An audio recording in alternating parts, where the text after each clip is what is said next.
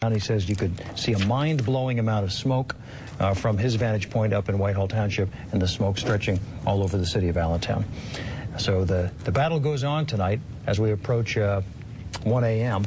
as the firefight goes on. Right. And the live picture there on your lower right is behind the MAB store. And we are going to go live to Bo Koltnow.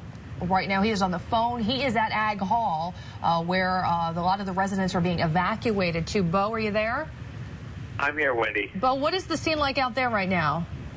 Well, right now the scene is there's about a half a dozen Atlanta buses here. Since I've been here, which is about 20 minutes, five have been emptied. You have a lot of older people, people with walkers. There are some disabled people who've been bussed over from Towers East and Gross Towers. And I was speaking with Jim Spang. He's the chief of police here at the fairgrounds, and he said that there's a contract that the county has with the fairgrounds, so whenever there's any type of emergency, Ag Hall is opened up. He told me they can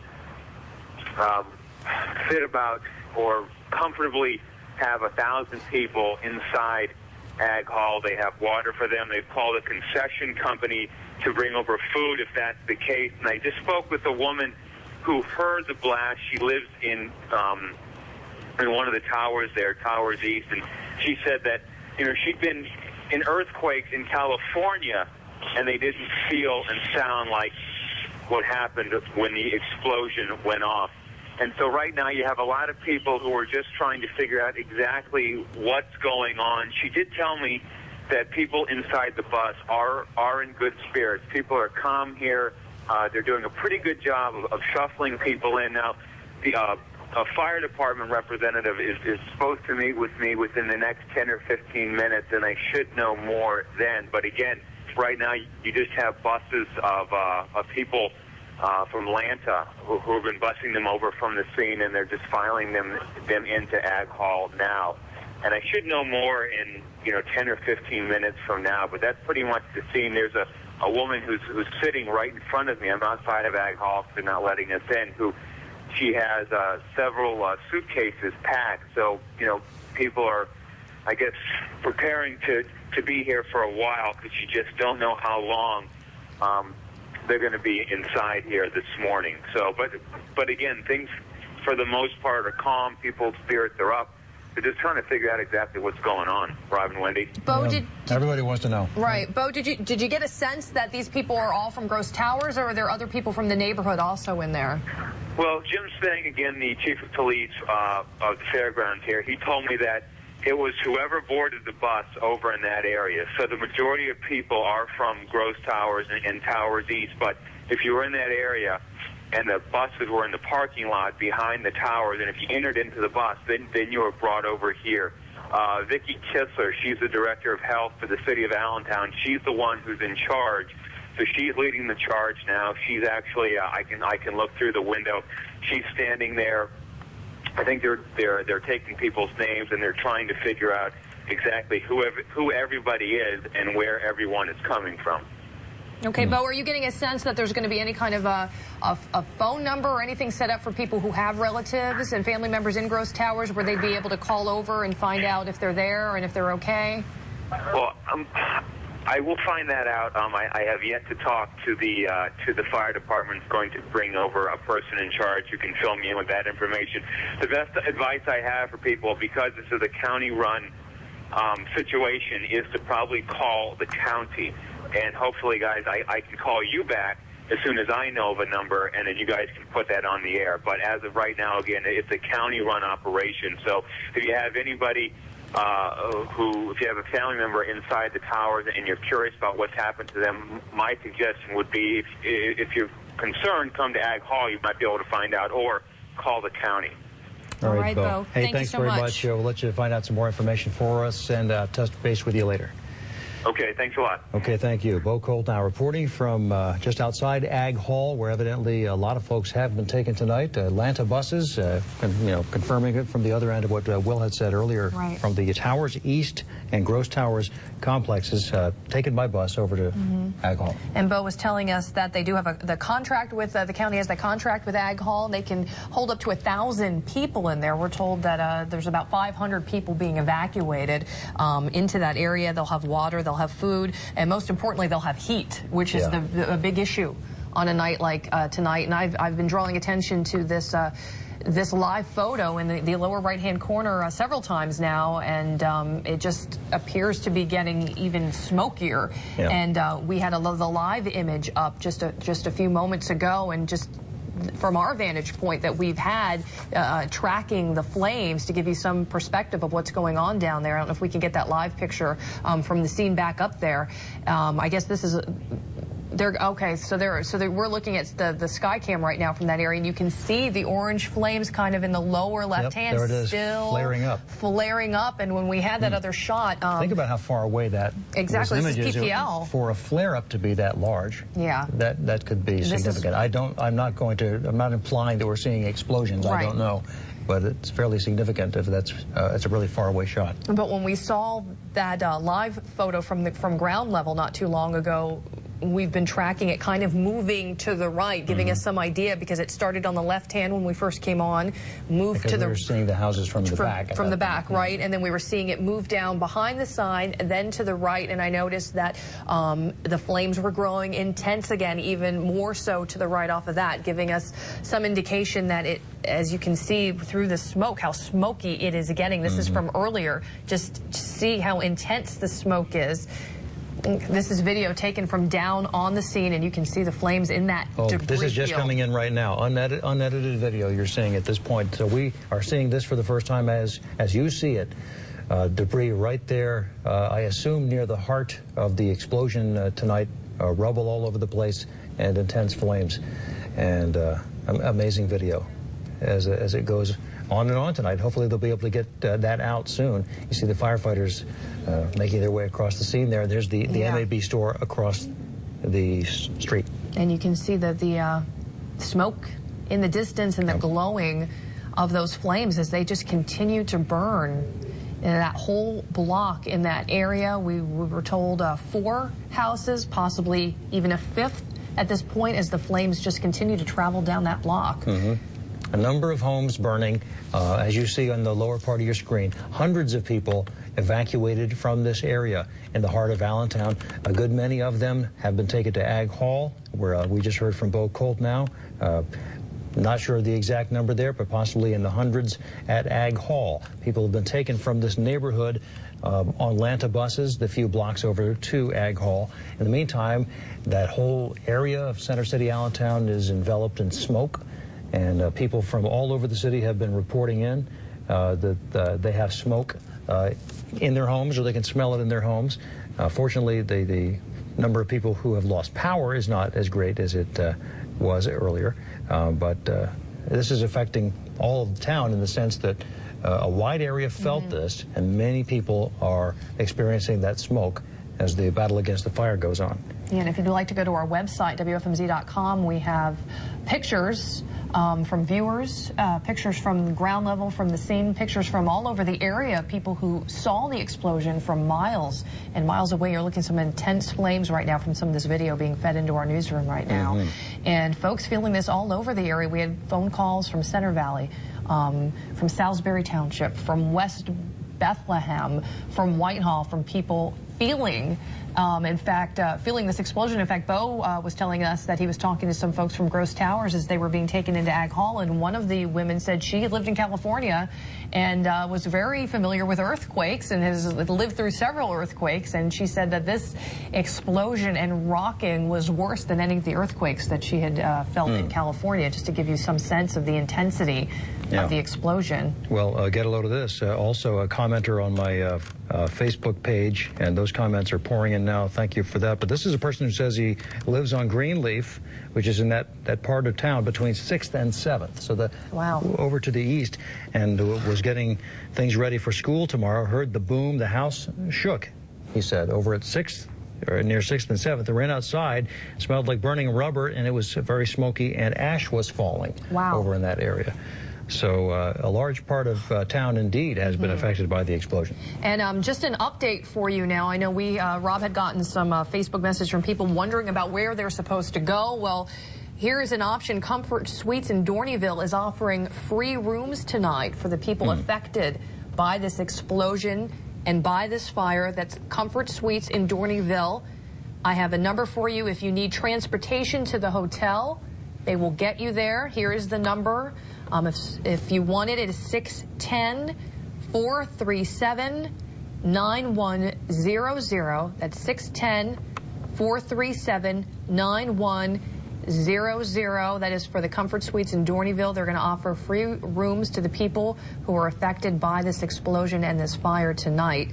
So if you want to give them a call, they will even arrange transportation to get you out to that hotel. And we'll arrange to have that information put up on our website as well, so you can have access to that information. Yet another person who is on Greenleaf Street, West Greenleaf in Allentown, who says she lives over between 6th and 7th as well, and that neighborhood shook when the blast happened. They were just getting into bed when this happened. They heard the loud boom. The houses shook. And again, just to give you a little reset here, this was at 10:45 tonight, 10:45. A blast that was felt all over the city. This person says she jumped out of bed, ran downstairs, and just tried to figure out what was going on. It turns out, as we've discovered, the blast happened a number of blocks west of that house that shook on 6th Street, in that whole neighborhood. This neighborhood here is where the emergency has taken place, and that would be Allen Street between 13th and 14th, but evidently the explosion was right near 13th or on 13th, I guess would even be correct to say, 500 block of North 13th Street. And the end unit of a row leveled, and then the adjoining houses, possibly 4 or 5 of them, burning, and the firefight goes on. And you're seeing in the upper left a video that's coming into our newsroom of these look like folks who have possibly been evacuated from the fire scene. Hundreds have been evacuated, taken from that area, and transported to safety elsewhere. So a lot of people are out of their homes tonight. Good many of them over at Ag Hall. As we look at some of the video, look at all the debris scattered around from the house explosion on Allen Street. The frozen water on the lines. Will was telling us about that earlier. Obviously very cold out there. Amanda's forecast telling it's going to be 16 tonight. Right. So firefighters not only battling those flames, battling the cold, because that water is just turning to ice when it's hitting things, and it's hitting those power lines. And as you can see with this power line, it is just bringing them down. And we were told dozens of high-powered lines were brought down initially when that explosion happened, and now the ice just adding into that. Yep. And you see they're dousing a vehicle here to keep it cooled down. Perhaps. I guess these vehicles are obviously very close to the fire scene, and the fire has been intense now for more than 2 hours. And here you get another vantage point. You can see just how big and intense those flames are as the houses burn next to the one that was evidently leveled by this blast. And we mentioned the folks who were taken to Ag Hall from Gross Towers. Maybe the newsroom can clear this up for me. It's not entirely clear to me that the Towers East is distinct from Gross Towers, but we'll refer to them that way. I take it that they're side-by-side housing authority properties. And of course, if you're just hearing us talk about Gross Towers, you're right, and thanks to Joe for sending this in. One person was killed back in 1994 and 78 hurt in the Gross Towers explosion. A gas line ruptured and ignited a blast in the Gross Towers high-rise. That was June 10th, 1994. 17 years ago. 17 years ago at Gross Towers. And tonight that neighborhood has been shaken again. And I am told that we have another person on the phone right now. This person across the street. You live across the street from where this explosion happened? Yes, I do, yes. I was actually in bed when my wife was watching TV, and all we heard was my doors banging and my windows shatter and my double doors banging, tore my whole frame up and everything. And I was a little scared. I knew it was a gas line, so I knew the first thing to do was just evacuate, because from my experience on Fish Street, I remember a while back on Fish Street, the gas lines blew up the houses. So my wife was getting a little nervous there, so I said, okay, baby, come on, relax, let's just get out of here. And I looked right outside, and I just seen the house in flames. I heard the explosion, and I seen the house in flames, and I got scared. I knew it was a gas line. I can't believe my whole block is down almost. Those are all my neighbors. I used to sell my little ice creams in front of my house back in the day. We all got along together, you know, so I'm just praying for all of us all. And, you know, pray to God that, you know, He be with us. What is your name, sir? My name is Jose. Jose, where are you now? I'm in my sister's house now. She picked me up. I had somewhere to go. But I'm on my way back to the house because I just don't know when I can get back in there or not, because I just don't know. I don't know. So was your home a North 13th Street address? You were directly across from the house that blew up? Yeah, right directly across from the first house that exploded. Okay. Do you know anything about the folks who live there or how many Yes, people? I do. I actually seen them at 8:30, 9-ish this evening. And I was actually behind his car, and I said, "Hey, what's up, Pops?" I know him by Pops. And he was walking real slow into it. I said, "All right, I'll see you later on. Good night." You know what I mean? So I was very more concerned to see, if anybody knew information about them or not. But anyway, Is it the man and his wife who lived there? Or yeah, she sold Avon and stuff. My wife knowing everything, and she was always in the front porch. We know her from trying to keep the block, calmed down from music and violence and everything. So it was a close-knit community there in that area? Yeah, she was more like, the community girl. She always made sure nothing happened around the block, kept the music down and everything, and all that. And we loved them. We loved them. It was just, can't believe this at all, I swear. We have not been able to get official numbers on injuries, although we know there have been some. Are you aware? I'm believing this too, if anything. I'm not too sure. I can't really say, but I know it was just Pops and Moms living there, and it's a shame. It's a shame. Did you get any sense of people being able to get out of the other houses? Well, yeah, I went across the street. I seen the second house from the explosion. I seen one of the guys trying to break the door down, so I went with him to break the door down, but we couldn't budge the door down, so we had to get him out the window. And then my neighbor, Kathy, I couldn't get her door open either, so she had to wind up going through the back, but my doors were blown into pieces inside my house. So because of the explosion, people couldn't get their doors open? Exactly, yeah. All the doors were actually locked because of the explosion. Would not let the frame, my whole frame door was busted open. Like, I have to call my insurance now and get all my money for my door frame and everything. But it was hard to get out the house. It was very hard. Wow. You went across and helped try to get doors open across the street. Do you mean the house immediately adjoining the one that blew up? Yes. They had to climb out the window because we could not get that. It was like 4 guys trying to budge that door open. We could not get it open. So we wind up, one of the police officers was still there, but I just didn't care. I didn't know what was going on. I didn't see what was going on. I just wanted to get the people out. That was the main thing. Did you notice or smell anything that happened before the explosion? No, it was all in one instant. It was all in one instant. My wife heard the big bang. I was sleeping, and I thought I was dreaming. You know how you get that dream? You're in that dream, but I woke up, and it was real, and I looked outside, and all I seen was the house in flames. That's all I seen. I didn't see nothing else. I couldn't believe how fast that house caught in flames. Right, and that's what some people were telling us, and they believe that the house, in a matter of seconds after being in flames, was leveled. Yes. I was very, because I walked out, I ran down the stairs, and as soon as I looked, I was in shock, because all I seen was flames. I swear, it was just inferno. It was unbelievable. All right, now were you evacuated by officials? Yes. Well, I actually left my house, and I just started going neighbor to neighbor, getting them all out, because I knew of the gas line. That was my main concern, was the gas line, because we live in a gas line neighborhood. Right. So from experience, me knowing around Allentown on 5th Street a long time ago, the towers also blowing up back in the day. So I just wanted to get everybody out the house. Yeah, so as far as you know, the house that was leveled, which had a couple of people living there, to your knowledge, the folks in the next houses and on your side of the street, those folks were all okay? Yes. The last house that also caught, I couldn't believe it caught on fire. I went back around. I didn't know that the whole block was on fire. And I seen him. I was like, come on, you got to get out. You got to get out now, man. You can't stay in there. He was okay, we're coming. So he didn't think anything was going to happen to his house. Right. And a few minutes later, his house is also in flames. Wow.